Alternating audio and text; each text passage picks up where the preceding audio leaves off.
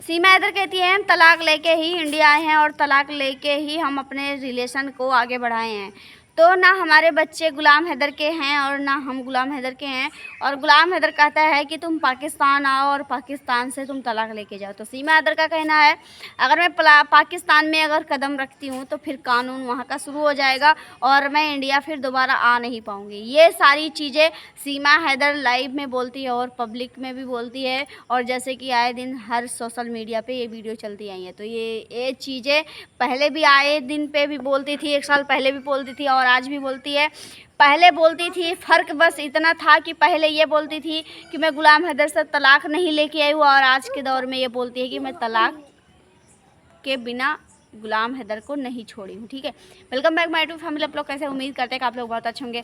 हम crime anchor चांदनी आपका अपने चैनल में स्वागत करते हैं। फिलहाल हम ये बातें बता रहे हैं कि जो सीमा हैदर ने ये कहा है कि हम तलाक लेके ही आए हैं, ये आज का सवाल है। लेकिन सीमा हैदर का ये सवाल पहले वाले 1 साल पहले वाले में हम चलते। सीमा ने खुद अपने मुंह से कबूल किया है कि हम जो है पाकिस्तान अगर जाएंगे तलाक लेने तो वहाँ से वापस नहीं आ पाएंगे। वापसी आने का कोई चांस ही नहीं बचेगा।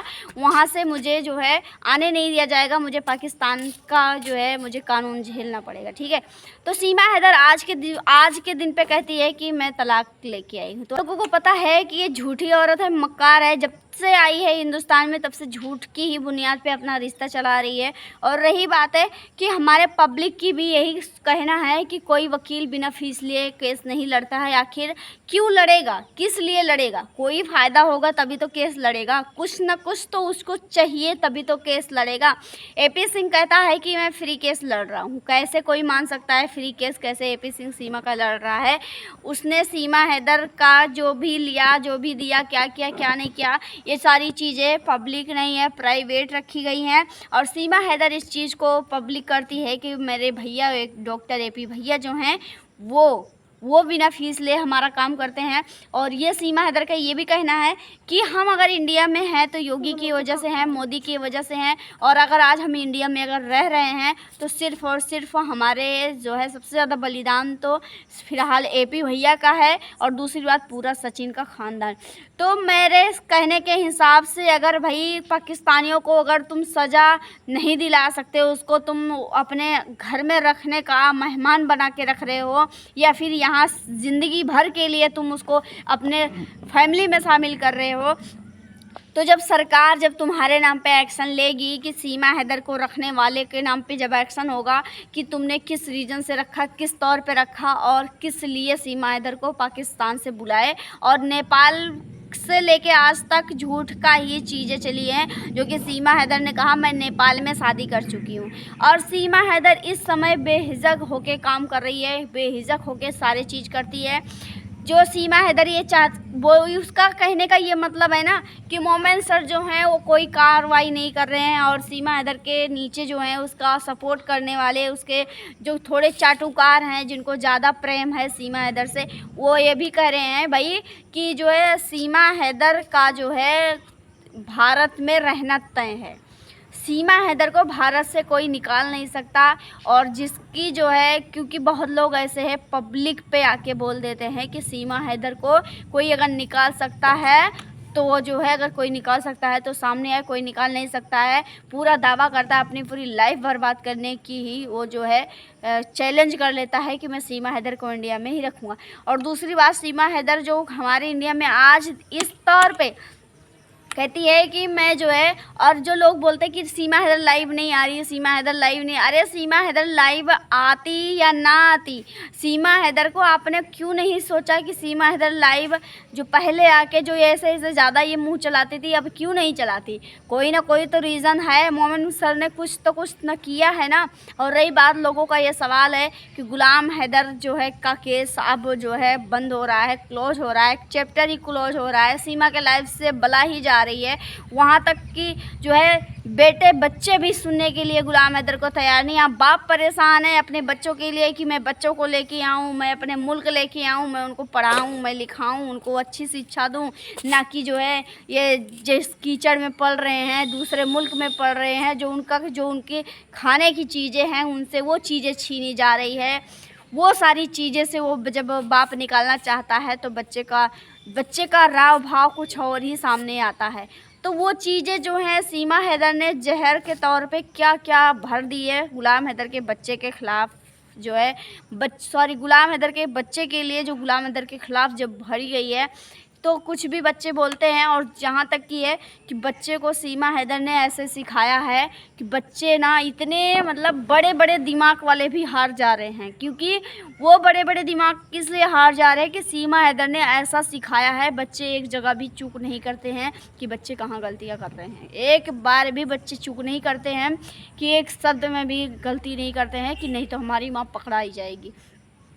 और गुलाम हैदर आज भी सीमा हैदर को एक्सेप्ट करेगा और कर भी लेगा, क्योंकि उसकी वो फैमिली है, वो आज भी गुलाम हैदर सीमा हैदर से प्यार करता है। और दूसरी बात कि मोमेन सर तो जो है इस चीज़ को लेके इस चीज़ को लेके अभी भी काम कर रहे हैं। लोग बोलने वाले वो बोल रहे हैं कि अब वो जो है केस ख़त्म 12 दिन 15 दिन हो गया तो ये चीज़ अब ख़त्म हो गई। नहीं, ये चीज़ें नहीं ख़त्म हुई है। कमेटी पे वो अपनी पोस्ट डाल के और आप लोगों को वो चीज़ को संदेशा मिला है कि मैं बैठा नहीं हूँ, मैं सारी चीज़ें कर रहा हूँ और गुलाम हैदर इंडिया आएगा। और फिलहाल गुलाम हैदर अगर इंडिया आएगा तो सचिन का तो सबसे पहले वार्ड लगने वाला है। वार्ड क्या लगेगा?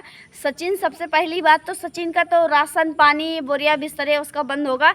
जहाँ सीमा हैदर अगर यहाँ से जाती है उसके नाम से भी एक्शन लिया जाएगा कि सीमा हैदर को रखने का और यहाँ पे घुसपैठिया को जगह देने का और उसका हर चीज़ में साथ देने का क्या नतीजा होता है। तो जिसको सज़ा भुगतनी है वो भुगतेगा। और कितना भी कोई कोशिश कर ले कि सीमा हैदर को बचाने की, किसी को बचाने की, तो नहीं, क्यों बचेंगे भाई? गलत करने वाले बचते कहाँ? जब अगर गलत किया है तो आप लोग बचाते क्यों?